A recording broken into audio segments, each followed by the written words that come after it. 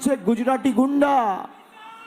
আমি অমিত শাহকে বলেছি, আপনি আমার থেকে বয়সে বড়, মাথাটা ঠান্ডা রাখুন, গরম বেশি পড়ছে, জল বেশি করে খান। আরে সব ধমকি চমকি না দিয়ে যদি বুকের পাটা থাকে আর সৎ সাহস থাকে, 4 তারিখ কলকাতায় থাকবেন, বেলা 12টার পর দেখা হয়।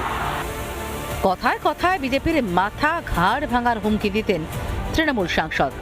আমি দায়িত্ব নিয়ে বলছি, প্রথম দফায় 23 তারিখ একবারে উত্তর থেকে জঙ্গলমহল যেখানেই ভোট হবে সবাই বিজেপির মাথা ঘাড় হাত পা ভাঙবে।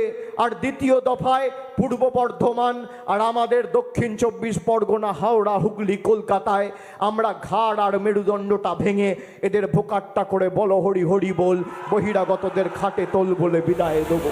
সব এখন অতীত। অভিষেক এখন বলছে পরাজয়ের কারণ